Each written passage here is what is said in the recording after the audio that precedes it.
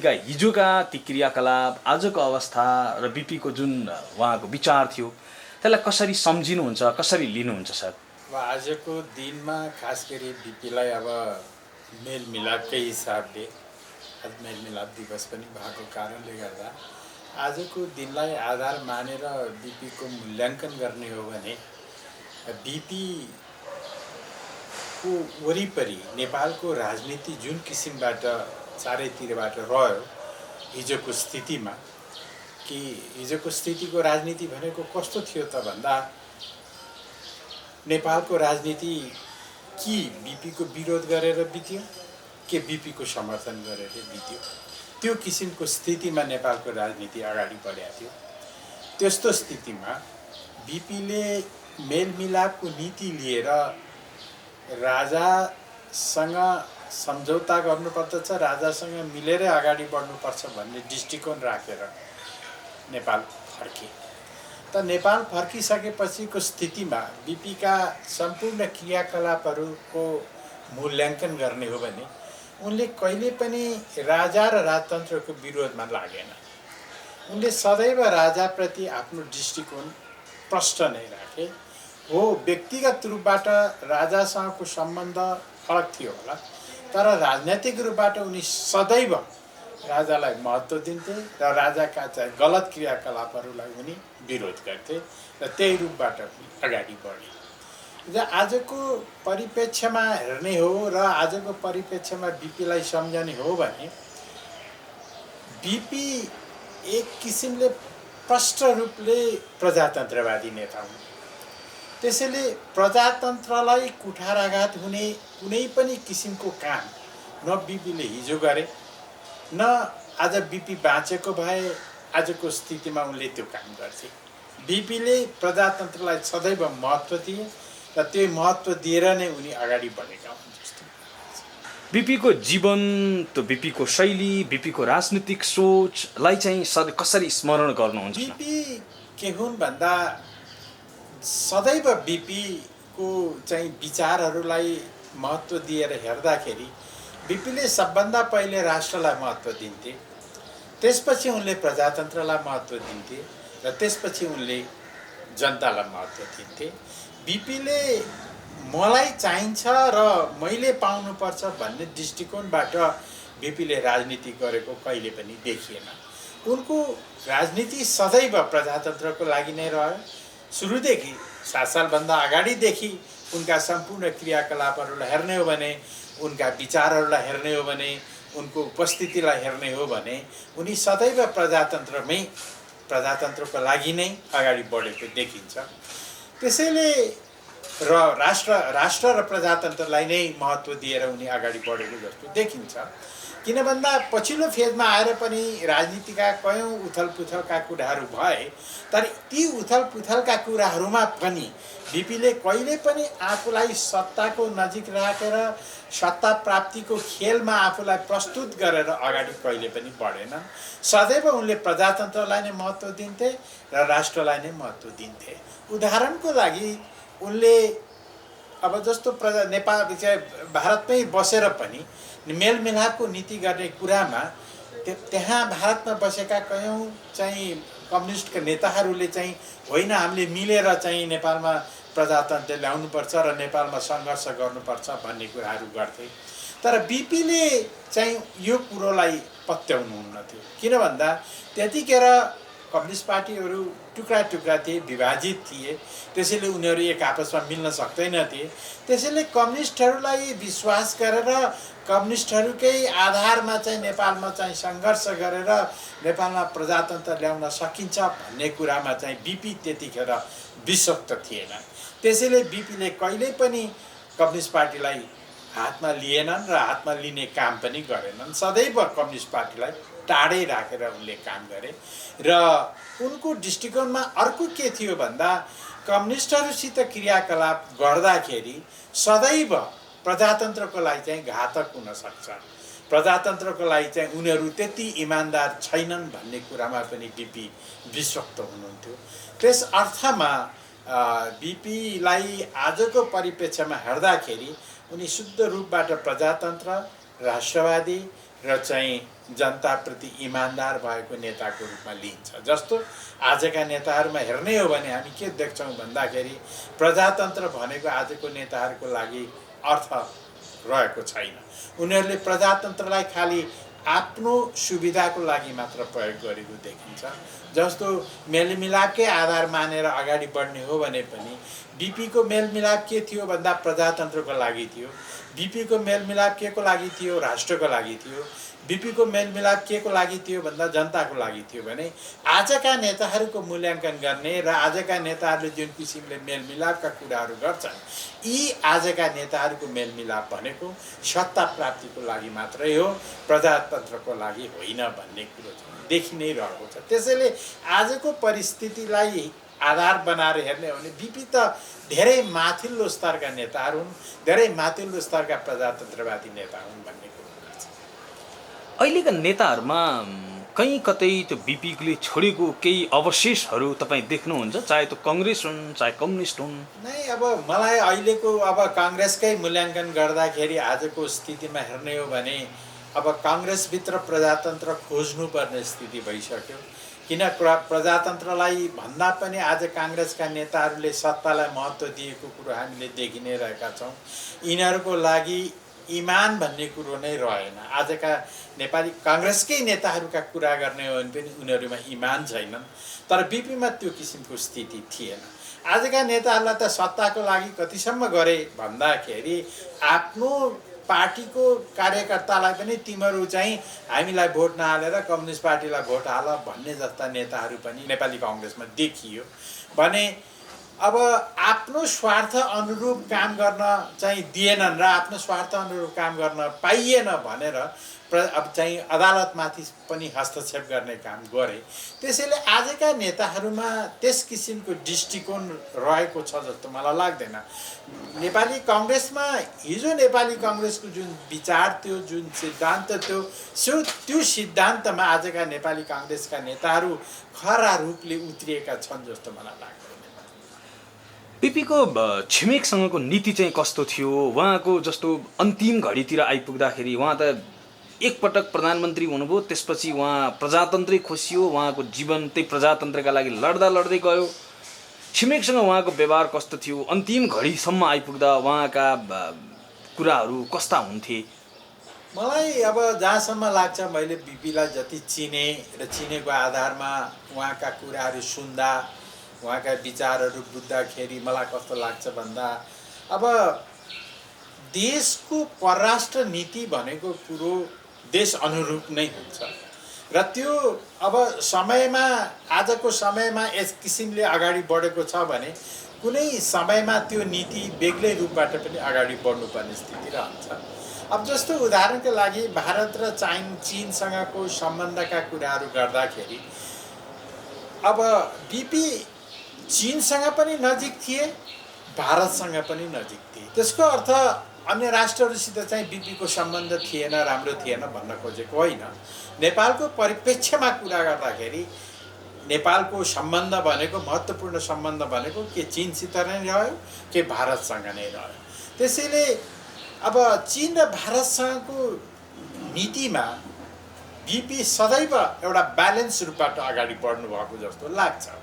अब यद्यपि चीनसँगको सम्बन्धमा पनि कयौँ विवादहरू नआएका होइनन्, भारतसँगको सम्बन्धहरूमा पनि कयौँ विवादहरू नभएका होइनन् र कतिसम्म भनिन्छ भन्दा बिपीको सरकार ढाल्नको निम्ति भारतका तत्कालीन जवाहरलाल नेहरूकै हात थियो भन्ने जस्ता किसिमका कुराहरू पनि छ, नभएको होइन। तर यथार्थमा के हो त भन्दा यो राष्ट्र बिचको नीति हो।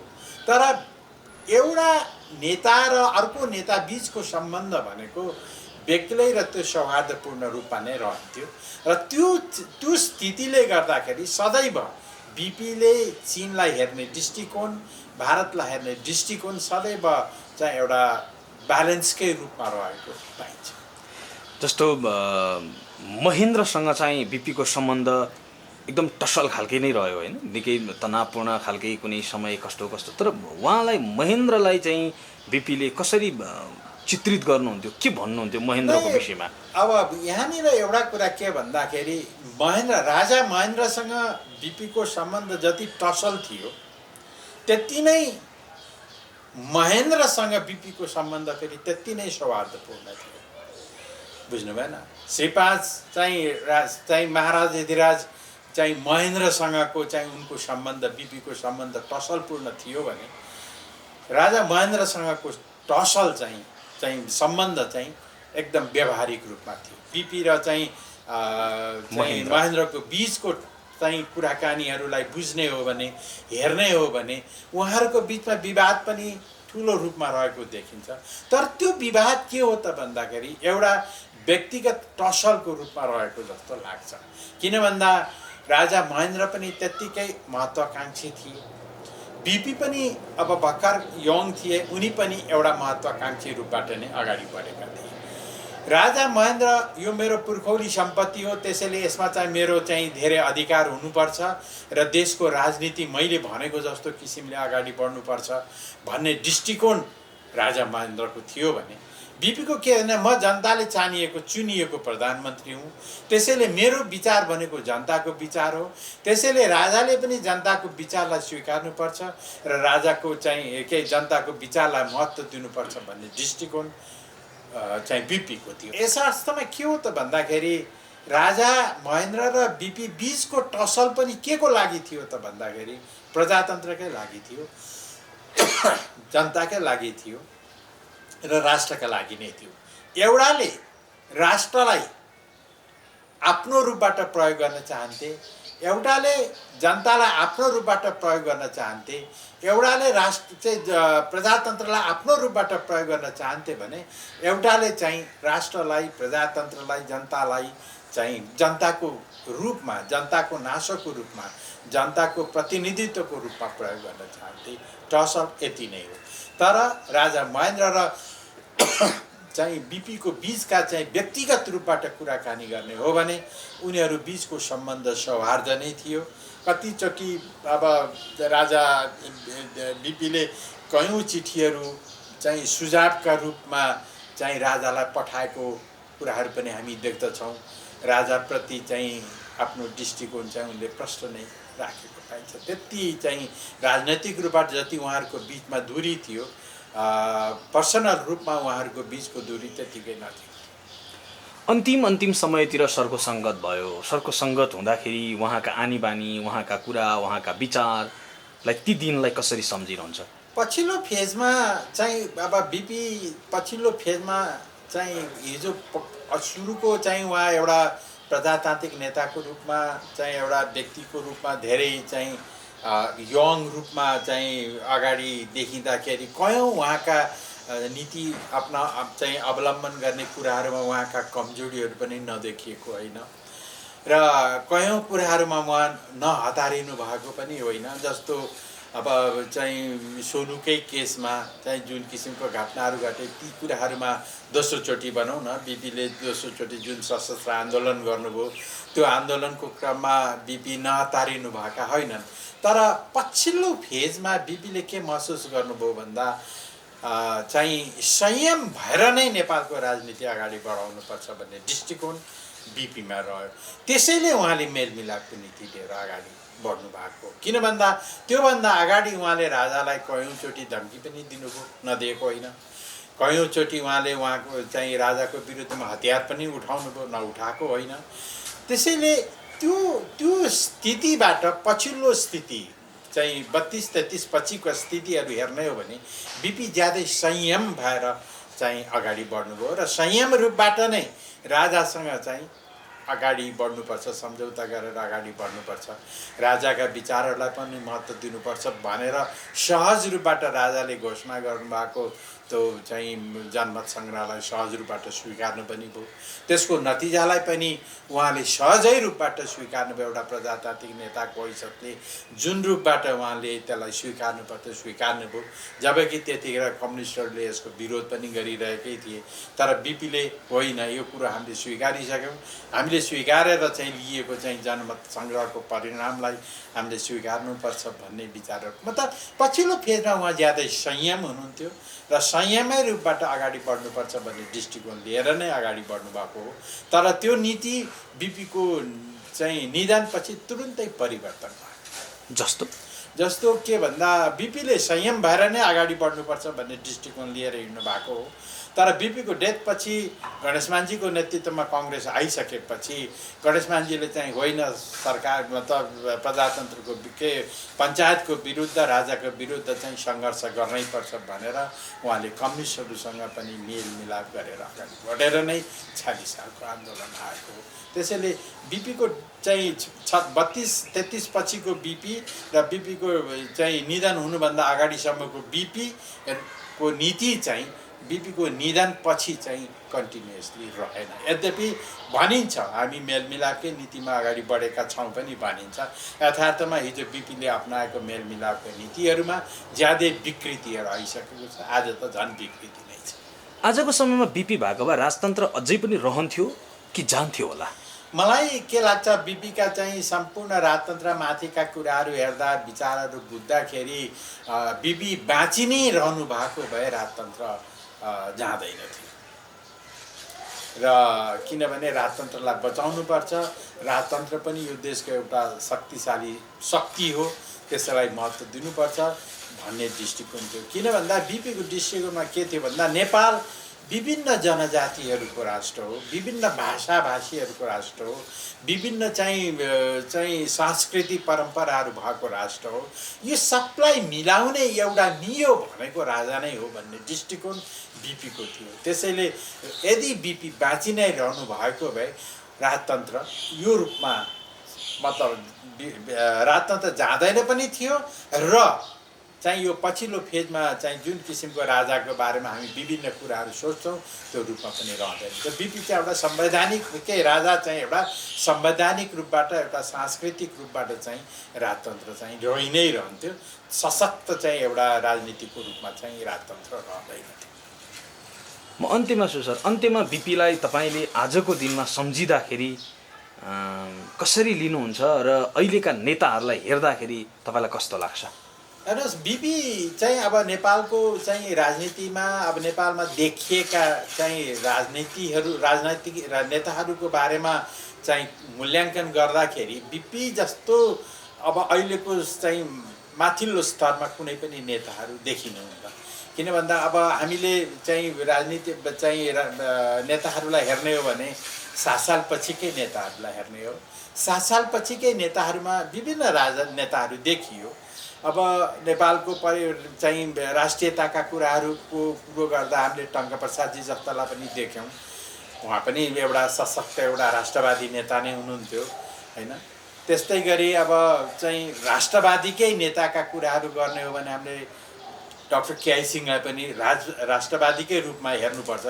यद्यपि उनी प्रजातन्त्रवादी चाहिँ होइनन्, राष्ट्रवादी नेताको रूपमा चाहिँ हेर्ने हो भने डाक्टर केआई सिंहलाई हेर्नुपर्छ। अब पछिल्लो फेजमा आएर चाहिँ हामीले गर्दा अब बिपी पछिका नेताहरूलाई हेर्दाखेरि चाहिँ हाम्रो केपी भट्टराई, त्यस्तै गरी मनमोहन, यी नेताहरूमा चाहिँ एउटा नेतृत्वमा हुनुपर्ने गुणहरू चाहिँ हामी देख्छौँ। तर अब आजका अरू अन्य नेताहरूलाई चाहिँ अब उनीहरूसँग चाहिँ अगाडि राखेर तुलना गर्न सक्ने स्थिति चाहिँ छैन। उनीहरूभन्दा माथिल्लो स्तरमा र बिपीभन्दा अझै माथिल्लो स्तरमा त नेताहरू अहिलेसम्म नेपालको राजनीतिमा देखिएकै छैनन्। हो, मानिसले मूल्याङ्कन गर्दाखेरि एउटा कुरा के गर्छन् भन्दा बिपी र राजा महेन्द्रलाई सँगसँगै तुलना गरेर मूल्याङ्कन पनि गर्छन् र राष्ट्रवादीको रूपमा अब राजालाई महत्त्व दिन्छन्, राजा महेन्द्रलाई महत्त्व दिन्छन्। तर यथार्थमा मलाई के लाग्छ भन्दाखेरि देश जोगाउनको निम्ति राष्ट्र मात्रै भएर पनि हुँदैन, प्रजातन्त्र मात्रै भएर पनि हुँदैन। त्यो सँगसँगै त्यसलाई गाइडेन्स गर्ने, त्यसलाई नेतृत्व दिएर अगाडि बढ्न सक्ने नेतृत्वको पनि आवश्यकता पर्दथ्यो। त्यो नेतृत्व गर्ने खुबी बिपीमा थियो। तपाईँ चाहिँ बिपीलाई के कुराले गर्दाखेरि ज्यादै सम्झिनुहुन्छ?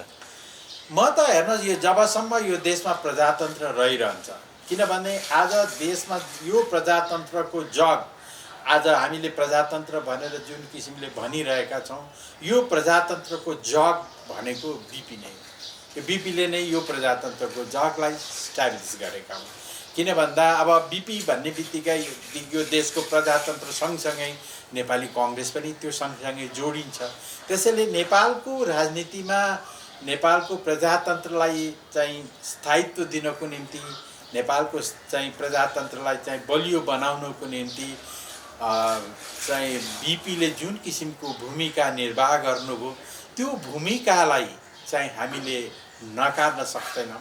आजको यो प्रजातन्त्र, यद्यपि आजका प्रजातन्त्रहरूमा विभिन्न प्रश्नहरू लगाउन सकिन्छ, नेताहरूका क्रियाकलापहरूले गर्दा धेरै प्रश्नहरू उठ्छ र आज प्रजातन्त्रमाथि आजका जेनेरेसनले चाहिँ औँलो उठाउने स्थिति पनि देखिएकै छ। आजका हामीले चाहिँ आजका पुस्ताहरूलाई भन्दाखेरि के को प्रजातन्त्र यो भनेर प्रजातन्त्र, तर उनीहरूले यथार्थमा प्रजातन्त्र भनेको के हो भन्ने कुरो बुझ्न सकेनन्। किन भन्दा उसले त्यति भन्नको निम्ति जुन अधिकार पाएको छ त्यो अधिकार पनि त्यही प्रजातन्त्रले नै ल्याइदिएको अधिकार हो। त्यसैले नेपालमा जबसम्म हामी एउटा स्वतन्त्र रूपबाट हामी विचारका कुराहरू प्रस्तुत गरेर हामी आफ्ना विचारहरूलाई महत्त्व दिएर अगाडि प्रस्तुत गर्न पाउँदछौँ तबसम्म प्रजातन्त्र रहिरहन्छ र यो प्रजातन्त्रको चाहिँ स्थापित गर्नको निम्ति चाहिँ यसको श्रेय हामी मुख्य रूपबाट हामीले बिपीलाई नै दिनुपर्छ भन्ने लाग्छ। तर यसको अर्थ यो होइन कि यसमा अन्य नेताहरूको पनि कुनै भूमिका छैन भन्न खोजेको होइन, तर बिपीको महत्त्वपूर्ण चाहिँ भूमिका रहेको पाइन्छ। त्यस अर्थमा म बिपीलाई धेरै सम्झिएको छु। जीवनको अन्तिम क्षणमा उहाँले अब त यो त राजाको हातमा गएको छ, प्रजातन्त्र राजनीतिक नेतृत्व सबै उहाँको हातमा थियो, मुलुकमा दलीय व्यवस्थै थिएन भनेको सबै दललाई एक प्रकारले खारेज गरिएको थियो, निर्दलीय व्यवस्था लागू थियो।